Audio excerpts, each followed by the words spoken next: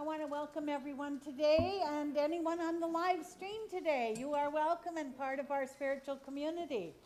The theme for this month is the feminine face of God for obvious reasons. And everyone, I don't have, yes, I do have, never mind. Everyone is comprised of both the masculine and the feminine energy. Even in psychology, they talk about the male of the species is 70% male and 30% female. The female of the species is conversely 70% female and 30% male. So we are both. We are both. And it would seem as though sometimes when we're trying to communicate with one another, if we're communicating as a female to that male part, there is sometimes a little difficulty in that arena. As a study of spiritual psychology, Ernest Holmes spoke to both aspects of mind, the conscious mind, which is the masculine energy, and the subconscious mind, which is the feminine energy. And next month, we're going to explore the conscious mind in detail and the masculine energy in more detail. The conscious mind and the subconscious mind are not two minds. They're two aspects of the one mind. The subconscious mind is the seat of all memory. It is the servant of the conscious mind and exists as the creative energy that is required to see our ideas go from visionary reality to physical reality. So if I have an idea about something that I want to change in my life, as Brad pointed out in his creative thought, then I simply have to have an idea of what that looks like, a vision of what that looks like, and I allow it to pass through the subconscious mind in order for it to demonstrate in my life. But the difficulty a lot of times is that we stay in that idea stage. We stay in that vision stage. Mary Baker Eddy said, "An error revealed is 2/3 healed."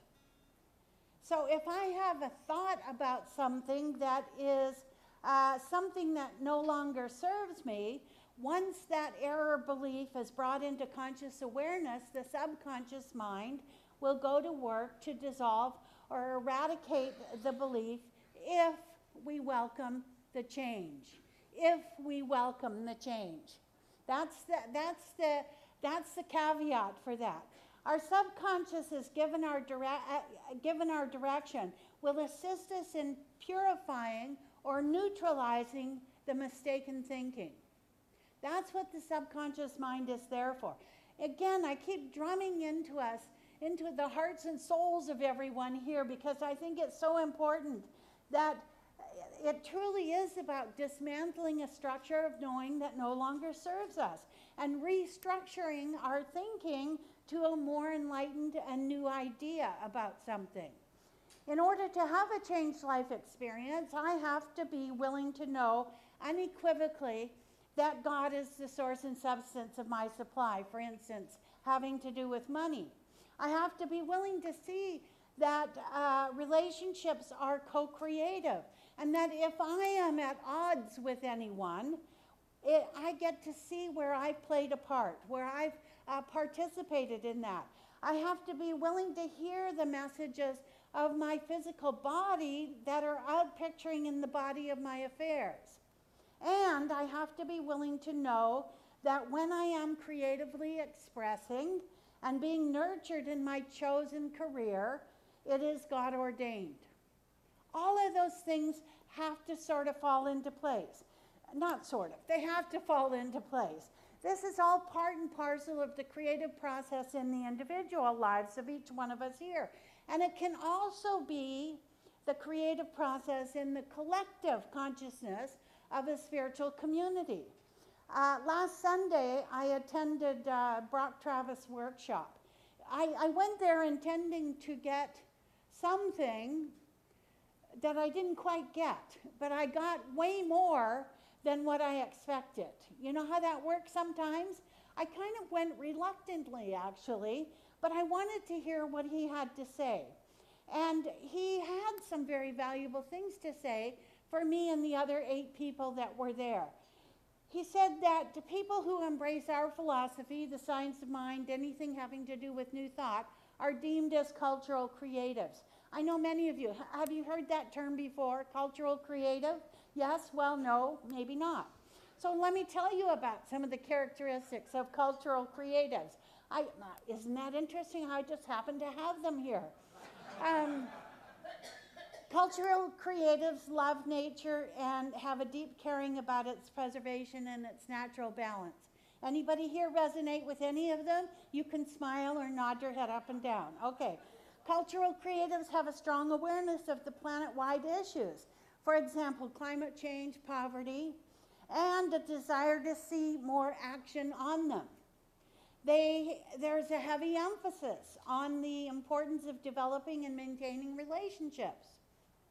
Okay, heavy emphasis on the importance of helping others and developing their unique gifts. Interesting. They volunteer with one or more good causes. They have an intense interest in spiritual and psychological development. Yes? They see spirituality as an important aspect of life. Now, you should all be nodding. Yes, okay. And they have a desire, they desire equality for women and men in business, life, and politics. Amen. They have a concern and a support of the well-being of all women and children.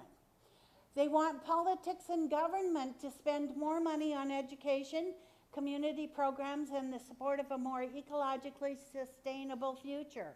Yes? They have optimism about the future. They want to be involved in creating a new and better way of life. And lastly, there's a whole lot more, but I picked the ones I like the best. They like people, places, and things that are different and or exotic. Now, Karen and Brad, they know all about that. They've gone all over the place. Marilyn Murphy, who is a member of this center. I just live vicariously by all of them because they travel all over the world. It's wonderful. So generally, cultural creatives are authentic people. That's really the bottom line. People who are interested in one another, they're trustworthy, they're reliable, and they're dependable. All of these characteristics are extremely attractive. Authenticity in and of itself is attractive. And cultural creatives are authentic people, or they're working toward being authentic people. We find ourselves drawn to one another like bees to honey, and we no longer settle for being around those who are not embracing these same characteristics. Brock said last Sunday, he said, whatever the problem or challenge presents to us is a response to the demands of the moment, and we must attend to whatever that is. Emma Curtis Hopkins, one of the icons of our movement, who broke away from Christian Science because it was too narrow in its proportion, she said, there is an irresistible energy in the universe awaiting our use of it. An irresistible energy. We are drawn to that. And I would say that there is a creative process in the universe that provides an avenue through which that irresistible energy works. And we can tap into it at a moment's notice. So when I begin to notice the need to change something in my life, it's because the time is right. The perfect people are there to help me. And if necessary, the money is available for me to do whatever it is that I want. Everything conspires to make it happen. It's the perfect storm metaphor. All things come together for good, and I respond by making them welcome. As Brock said so beautifully last week, he said, we see the vision, and then we feel the calling. That's how the subconscious mind works. We see the vision, and we feel the calling. Emphasis on feel. The feminine energy, or the subconscious mind, is the birthing center for that calling, or whatever it is that I desire to experience in life. And yet there is a tendency of thought not to believe in the power of creation. Fear, uncertainty, and doubt show up for us, and we end up in a FUD. You can use that if you want.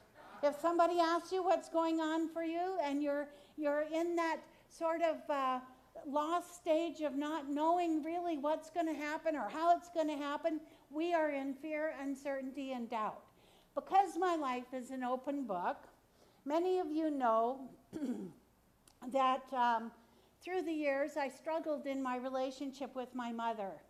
And for most of my life, I struggled in my relationship with her. And she had the audacity to die before I could kind of handle some of that stuff with her, right? So last week, my beloved friend, Reverend Patrick Cameron, was here on a whirlwind visit from Edmonton, Alberta. His daughter had her baby 3 weeks early, and so he was here, and they performed a little christening for the baby in the hospital room. And he is, without a doubt, my greatest teacher and my best minister friend in the whole world. We've known one another for 30 years, and we've gone through a lot of stuff together. We've processed together in so many different ways. And he often comes to me when he's struggling with sorrow or sadness in his own life, and we kind of work together to neutralize it. I come to him with sorrow and sadness in my own life, and he helps me to neutralize it as well. This time, however, he shared something that he had recently learned about himself, which was pivotal in my understanding of my relationship with my mother, because he had the same and similar issues with his father. He told me they've learned, whoever they is, you know, that they people, that a child born within 10 days of a parent will share many energetic and life-challenging patterns of that parent. Any child born within 10 days of a parent, whether it's the father or the mother, will share the energetic and life-challenging patterns of that parent. It's almost as if we inherited those issues, and that there is a race conscious belief that we're controlled by them. We either live them out or work to transform them. We either work them out or work to transform them. And as much as I didn't want to be like my mother, I do share many of her characteristics, the good ones. Yes, you could laugh at that if you want. Can you imagine all those folks out there who don't have the science of mind to give them perspective on this subject, but simply go about the business of hating a parent or a sibling because they perceive as having had something done to them? So my compassionate nature showed up for my friend Patrick in such a huge way, because he was willing to see where the creative energy of the subconscious mind had controlled his thinking all these years about his father. And when it didn't anymore, he was willing to share his epiphany with me. So I didn't have to be controlled by mine anymore either. Now, I had set my relationship with my mother aside. You know, okay, I'll work on that when I have time. I will figure this out later. It's always come up for me time and time again. But that's the beauty of this teaching, is what Reverend Patrick did, is we cannot keep it for ourselves. It has to be shared. And so while he was only here in my physical realm for about 24 hours, we fit so much in that 24 hours. We had so much conversation in that 24 hours. My younger sister had asked me recently, would you have become a minister if you'd had a different mother? Well, let me tell you, my mother's birthday is March 18th, and my birthday is March 13th. And I would say that I'm within that 10-day window, right?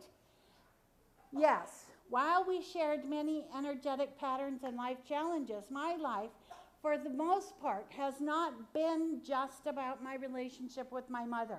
But I sure have attracted a whole lot of people into my life who shared the energetic patterns and the challenges that my mother had to help me work through them. That's the way life works. That's how it's supposed to be, I think. And I have done this for others who have had mother challenges in their lives as well. They couldn't actually work through their stuff, some of those people, with their moms. So they foisted their unhealed past mother stuff on me. And I probably did that with a few people too over the years. It's one of those deeply embedded subconscious beliefs that I'm now willing to shine a conscious light upon, so I don't ever, ever have to demonize my mother ever again. Don't ever have to do that. I know for anyone who's here today that had father challenges or mother challenges in their life, you know, a lot of times we would say, well, it's hereditary. It's just my mother working through me. It's my father working through me. Well, the reality is that was then and this is now. It truly is a demand to respond to the moment, to an awareness that cannot show up unless we're willing to use that feminine energy in the creative way that it was intended. Brock said, light is illuminating, love is integrating. I just love this. We shine the light, we have an illuminated consciousness, and then we create a love space for us to be able to integrate everything that we've ever known about ourselves into this experience called today. That's how this works. Shining a conscious light upon a belief system that no longer serves us allows the love of God that is and that I am to be the power behind integrating a new belief system. This is the absolute core of our teaching. It is both love and law. Love points the way and the law makes the way possible. It's a marriage of sorts that goes together. Love and law go together like a horse and carriage, as the song used to say. Both Patrick and I agree that all of us are looking for relief from those hidden agendas that we might have, which aren't really hidden to anybody else but us. You know, everybody else seems to know well, she has a hidden agenda about this. He has a hidden agenda about this. You know, Martha's got a hidden agenda about that.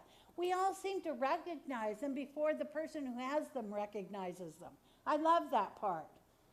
But the belief that we are any less God than anyone else keeps us stuck where we are. We are created in the image and likeness, not of a physical God, but a God of impeccable taste, because God so loved that it needed form to express on this earthly plane, and you and I are it. That's true. That's the love of God that is expressing by means of each and every one of us. While we may not fit the ideal perfection of a Christy Brinkley or the standard of a George Clooney, we are nonetheless perfect at the level of spirit. Brad said that in his creative thought this morning. We are whole, perfect, and complete at the level of spirit.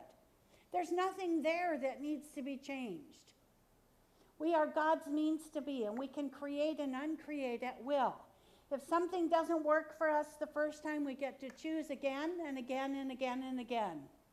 We are reborn each and every day, given 86,400 times to be in the now moment, as Karen Oxrider so beautifully told us last Sunday. How then will we use our time in a more constructive way so that we don't have to commit thought crimes against anyone? Not our mothers, not our fathers, not our siblings, no one. So how freeing is that to know that the subconscious mind, that feminine energy that is in each and every one of us, can be worked and reworked until there's a satisfying outcome for each and every one of us. This is the beautiful part of this teaching, that as long as we're willing to do the work, as long as we're willing to feel the feelings, as long as we're willing to reveal what needs to be revealed and have something 2/3 healed, the rest comes so easily, knowing that with God, all things are possible. Will you join me in consciousness, please?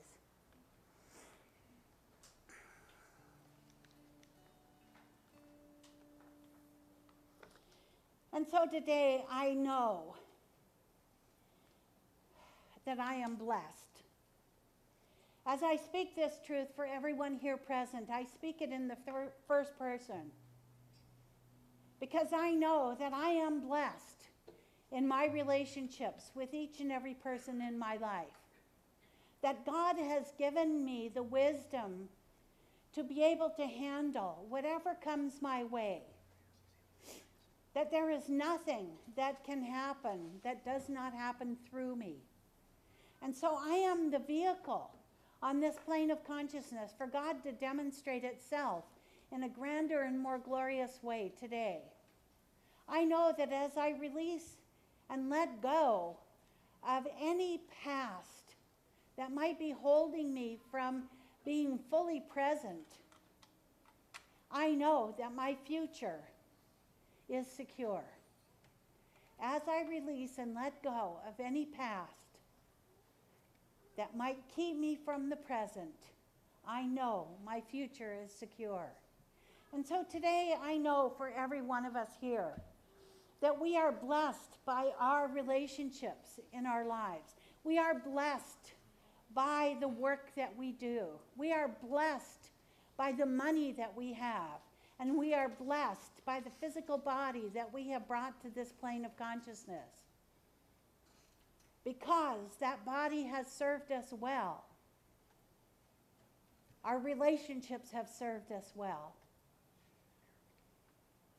Our careers have served us well. And our finances have served us well. And so I know today, as we explore the possibility of how this subconscious mind works in our lives, we know that it is the creative energy of the universe. It is not exclusive to any one person. It is there for each and every one of us to use. That we have been gifted with this process of knowing that God in its infinite wisdom says yes to whatever vision, whatever dream, whatever idea that I might have in visionary reality, that it can and does demonstrate itself in physical reality.